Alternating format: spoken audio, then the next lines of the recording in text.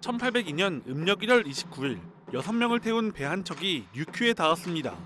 배에서 내린 이들의 행색은 매우 피폐해 있었는데 이들은 류큐 사람들을 발견하자 환호성을 지르며 기뻐했습니다.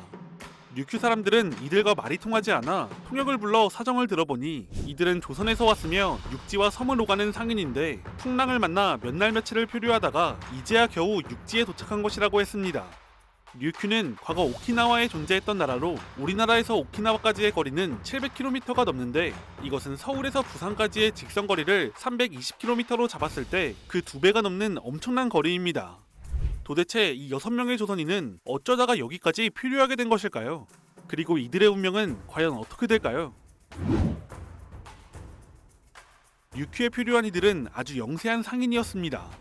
전라도 해안과 나주 내륙에서 활동했는데 홍어를 구매해 무트로 가서 팔았고 다시 쌀을 비롯한 생필품을 구입해 섬으로 와서 대파는 일을 했습니다. 이들은 고작 쌀 100섬을 실을 수 있는 작은 배를 탔으며 승선한 사람도 문순득을 포함해도 6명에 불과했고 그중 1명은 어린아이였습니다. 문순득은 이날도 평소처럼 우이도와 태사도에서 홍어를 구매하고 이동하던 중이었습니다. 그런데 1802년 1월 18일 평소와는 다르게 풍랑을 만났고 배가 남쪽으로 떠내려가기 시작하는데요. 처음엔 어떻게든 방향을 틀어 연안에 닿고자 했지만 작은 배론 풍랑을 거스를 수 없었고 주변에 아무것도 없는 망망대해로 떠밀렸습니다. 새벽 3시에서 5시경에 이르러서는 독과 키가 망가졌고 결국 모든 것을 포기하고 풍랑에 순응할 수밖에 없었습니다. 1월 19일 날이 밝은 뒤 주변을 살펴보니 동남쪽에 제주도가 보였으나 바람에 막혀 갈 수 없었습니다. 24일엔 동풍을 만나 제주도로 방향을 잡을 수 있었으나 25일 제주도 서쪽에 이르러 이번엔 서북풍을 만나 동남쪽으로 표류했습니다. 결국 이후 11일에 걸쳐 표류해 1월 29일 그들은 류큐에 도달했습니다. 문순득 일행은 류큐인들의 호송을 받아 2월 2일 표착지인 대도에서 조금 떨어진 양관촌으로 이동했습니다. 류큐 사람들은 이들에게 움막 한 채를 내어준 다음 그곳에서 거주하게 하는 한편 8명의 사람을 붙여 환대와 감시를 하게 했습니다. 류큐는 조선과 원만한 관계를 맺고 있었기 때문에 조선 표류민이 오면 대체로 환대했으나 19세기 류큐는 일본 사스마본의 지배를 받고 있었고 사스마는 자신들이 류큐를 지배하고 있다는 것을 숨기고 싶었기 때문에 표류민을 감시했습니다. 아무튼 문순득 일행은 3월 20일엔 우금촌으로 29일엔 요론섬을 거쳐 4월 4일 백촌으로 이동했습니다. 이것은 당시 조선 류큐 간 일반적인 표류민 환송 체계에 따른 것인데 류큐는 조선 표류민이 오면 즉시 조선으로 환송한 것이 아니라 일단 백촌으로 이동시킨 후 중국으로 보냈고 중국에서 이들을 다시 조선으로 환송했습니다. 문순득은 왕성 인근에 위치한 백촌에서 좋은 대접을 받았습니다. 류큐는 이들에게 거주할 곳과 음식, 이틀에 한 번은 돼지고기를 줬고 의원과 약까지 보내줬죠. 하지만 송환은 빠르게 진행되지 않았는데 문순득 일행은 약 6개월가량 기약 없이 대기했습니다. 그런데 문순득은 기다리는 과정에서 남다른 친화력을 발휘했습니다. 왕명으로 감시당하며 사적인 교류가 제한됐지만 문순득은 심심했고 류큐인들은 이방인에 대한 호기심이 많았죠. 문순득은 류큐의 의식주를 비롯한 각종 풍습과 특산품에 대해 정보를 얻었습니다. 그가 조사한 내용을 보면 류큐인은 다른 사람과 음식을 먹을 때 젓가락으로 반찬을 집어서 손바닥에 놓고 입으로 빨아먹는 식사 예절이 있다는 내용이 있는데 젓가락이 입에 들어가 더러워지는 것을 싫어했기 때문이라고 합니다. 이외에도 천인은 반드시 문신이 있는데 직업에 따라 모양이 다르다는 점, 갓은 따로 쓰지 않지만 대신 모자를 쓴다는 점, 저자에 나와 장사를 하는 것은 여자가 도맡아서 한다는 점, 시장에선 중국의 화폐를 사용한다는 점 등 각종 문화풍습을 조사했고 특산품으로 고구마, 당나무 종이 등이 있다는 것을 알게 됐습니다. 심지어 그는 이 기간 동안 류큐의 언어까지 배웠습니다. 체류기간을 알뜰하게 사용한 문순득은 이후 일행의 송환이 결정되며 10월 7일 복건성 출신 표류한 청나라인 32명, 그들을 호송할 류큐인 60명과 함께 조공선 선단을 따라 출항했습니다. 이렇게 드디어 집으로 가는 줄 알았지만 아니었습니다. 출발일에 바람이 심해서 인근 섬에서 10일간 대기했고 10월 17일 드디어 출항했는데 서쪽에서 거센 바람이 불어 발이 묶이더니 배가 어디로 향하는지조차 모르고 두 번째 표류를 시작했습니다. 이 과정에서 그는 조공선단과 헤어지게 됐고 이번엔 동풍을 만나 표류를 이어간 끝에 또 다른 섬에 표착합니다. 문순득 일행이 표착한 곳은 무려 필리핀 루손섬이었습니다. 당시엔 여송이라고 부르던 곳이었죠.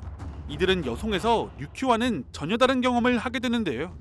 일행 중 류큐인과 중국인 15명이 현지인을 따라갔다가 강도를 당한 것입니다.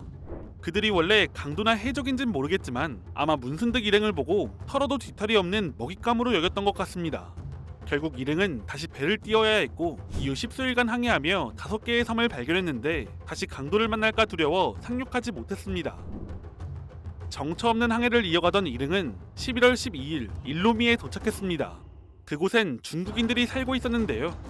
당시 필리핀엔 적지 않은 중국인이 이주해서 화교가 되어 있었고 일행에 속한 중국인을 통해 이들의 도움을 얻을 수 있었습니다. 이들은 일행에게 집도 따로 빌려주고 소까지 잡아서 대접했습니다.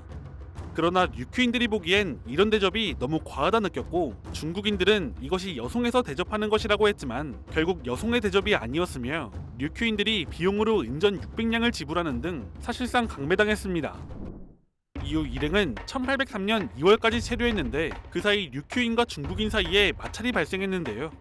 출항 시기 때문이었는데 류큐인들은 상황이 안정된 듯하니 즉시 배를 띄워 광동성으로 가자는 의견이었고 중국인들은 4월이 되어야 남풍이 불기 때문에 그때 출발해야 순풍을 탈 수 있다며 반대했습니다. 이미 풍랑을 만나 사선을 넘나들었던 문순득 일행의 입장에선 중국인들의 입장이 합리적이었으나 동시에 류큐인들의 입장도 이해가 됐는데 표류기간 지출되는 비용은 모두 류큐인들에게 청구되고 있었습니다. 결국 갈등 끝에 우선 류큐인들의 의견에 따라 중국인 5명과 조선인 4명이 먼저 출발하기로 결정했습니다. 문순득과 어린아이 김옥무는 그 다음에 이동하기로 했죠. 그런데 여기서 또 문제가 생기는데 류큐인들이 다시 돌아와서 중국인들에게 가자고 설득하다가 실패했고 이에 류큐인들이 그냥 사람들을 남겨두고 떠나간 것입니다. 문순득은 이역만리 타국에 어린아이와 함께 버려진 것이죠. 이대로 꼼짝없이 죽는가 싶었는데 다행히 일행을 딱하게 여긴 현지 화교의 지원을 받게 됩니다.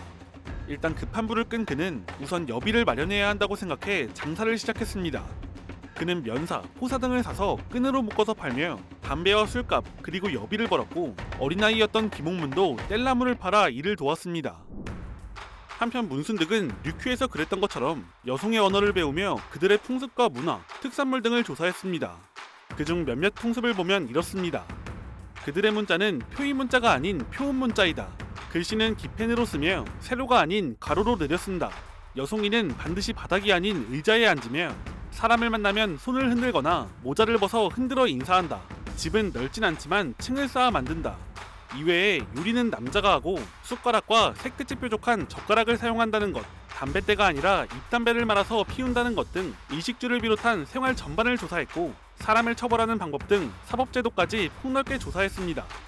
문맥을 보면 필리핀 원주민이 아니라 필리핀을 식민지로 삼고 있던 스페인 사람을 조사한 것처럼 보이네요. 문순득이 조사한 것 중 가장 인상 깊은 것은 비간 세인트폴 대성당에 대한 묘사입니다. 당시 필리핀은 스페인과 함께 카톨릭이 들어와 넓게 퍼졌고 성당이 세워졌는데 문순득은 이것을 신묘라고 하며 크고 아름답고 한쪽에 탑을 세운 것과 풍향계를 묘사하는 등 실제 지금의 대성당과 문순득의 묘사가 크게 다르지 않다고 합니다. 아무튼 이렇게 여송에서 여비를 마련한 문순득은 1803년 8월 28일 광동성 마카오로 향하는 상선을 타고 귀국길에 올랐습니다.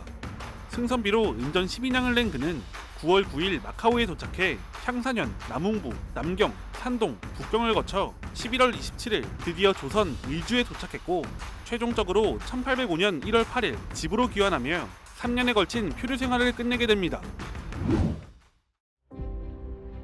문순득은 한자를 거의 모르는 거진 문맹이나 마찬가지였지만 마침 유배와 있던 정약전을 만나며 그의 경험을 기록으로 남길 수 있었습니다. 그는 자신의 이야기를 정약전에게 들려줬는데 정약전이 이것을 정리해 표의 시말이라는 책으로 기록했죠. 기억에 의존했으니 정보가 부정확하다고 여길 수 있지만 문순득의 기억력은 매우 뛰어났습니다. 책 말미에 류큐어와 여송어로 여러 단어를 적어놨는데 이 단어의 정확도가 매우 높았습니다. 한편 1801년 국적을 할 수 없는 외국인 5명이 조선에 표류해 왔습니다. 이들은 말이 전혀 통하지 않아 도무지 어느 나라 사람인지 알 수 없었는데요. 이들은 막가웨라는 말만 거듭하며 바다를 가리킬 뿐이었습니다.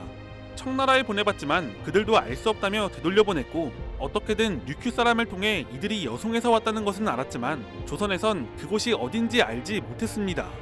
이들을 그냥 바다로 보내버릴 수도 없는 상황이었기에 조정에선 일단 정착해 살도록 했습니다. 그렇게 시간은 흐르고 흘러 1809년 전라감사 이면흥이 문순득에 대한 이야기를 듣고는 그를 이들과 만나게 했습니다. 문순득은 여송말로 대화를 시도해봤는데 그 순간 외국인들이 울면서 소리치니 여송인이 맞았습니다. 이후 이들은 송환됐고 문순득은 이 일에 대한 공을 치하받아 후일 종 이품 가선대부의 벼슬을 받았습니다. 한자도 모르는 까막눈 장사꾼이 하루아침에 명예직이긴 해도 참판과 동일한 서열에 오른 것입니다. 이후 문순득의 경험은 정약용과 이강회 등 실학자에게도 많은 영향을 줬고 그의 표류 기록은 현대에도 동아시아사의 중요한 사료로 인정받고 있습니다. 또한 끊임없이 변하는 환경에 맞춰 적응한 문순득의 모습은 그의 이야기를 접하는 우리에게도 전하는 바가 있지 않나 싶습니다. 정약전은 문순득에게 천초라는 자를 지어줬는데 이는 하늘이 열린 이래 우리나라 사람으로는 처음으로 이런 경험을 했다는 뜻이었습니다.